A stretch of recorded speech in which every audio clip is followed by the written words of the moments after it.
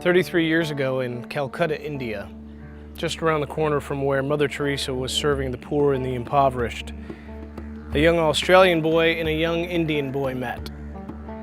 Ainsley, the Australian boy, went on to live in the United States, and today he's an engineer, mixes music for professional musicians around the world.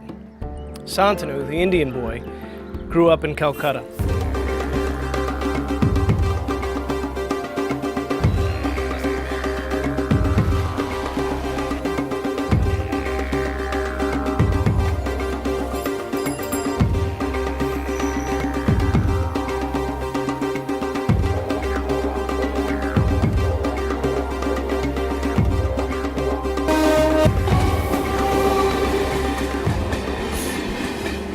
24 years of age, which is young for an Indian, he married.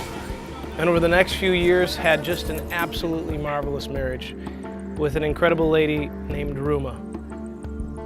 About 4 years into the marriage, they discovered that Ruma was pregnant. Unfortunately, the joy of pregnancy was cut short. On a routine office visit, Ruma discovered that she had cancer. And she discovered that it was terminal. Over the next 22 months, the couple suffered tremendous pain. Not only the physical pain of struggling with the disease of cancer, but there was the social, the emotional, the spiritual pain that went alongside that. Santanu himself was a professional musician, a drummer, who traveled all over the country. Eventually he had to give up his craft as he stayed by Ruma's side. Actually, I stopped working. I nursed her nearly 22 months.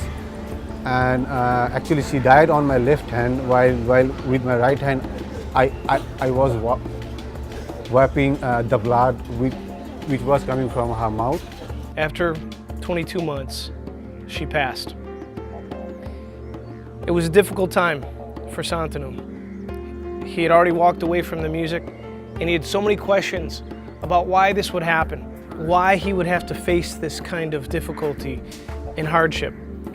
But as he struggled, a picture began to emerge. He wanted to give his life to those who had suffered like he had.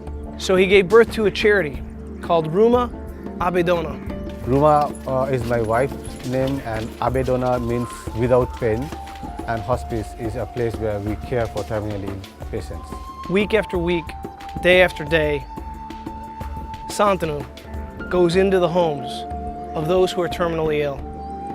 He comes alongside them, he calms their fears, he offers medication and medicine to help them in their last days.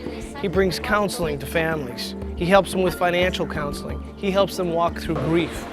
He's created a charitable organization here in Calcutta that is unlike any other organization of its kind, a full-service hospice. Not only does he go into their homes, but he brings terminally ill patients together. When they talk with each other, it makes a different feeling because they now able to share their pain, their sufferings, their feelings to somebody who can actually feel that, who are actually is going with the same journey, who are actually passing to with the same feelings, and that helps them to get courage. Okay, we are not alone. In this community with others who are facing the same death, in this community, in this interaction with one another, they find hope and they find peace. In a city of 91 million people, Ruma Hospice, this hospice care is the only one of its kind.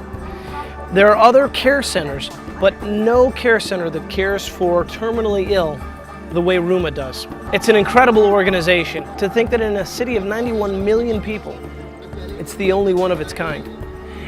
And much of the reason for this is the delicacy of culture and the difficulty of paying for medical care. You see, what happens is if someone has a terminally ill family member, they typically go through traditional medicine or homeopathic medicine. And by the time they've gone through this, they're often facing financial ruin, which means if they have children, money that they had saved for the kids to go to school or for the kids to have an education, often that money is gone. And so to care for a terminally ill family member often means you're faced with completely ruining the financial future and education of your children. You can see the difficulty. Ruma Hospice, this hospice care, comes in to a family and offers hope. Over and over again, Santanu talks about how there is a ministry of presence. Simply being with these who are dying alleviates their pain and their suffering. It's a ministry of compassion. It's a ministry of care. It's a ministry of hope. Santanu talks about simply touching, simply reaching out and holding the hand, simply showing up, simply offering words of encouragement, and how it changes the day for one of these who is dying, and how it deeply affects the family members who aren't exactly sure how they're supposed to care. The family members are often confused. Santanu comes, he brings clarity, he brings counsel, he brings advice, and he brings hope. And so Santanu continues to reach out to these who have no one. He offers hope, he offers relief, he offers love. Sometimes with medication, sometimes with counsel, sometimes with simply a touch.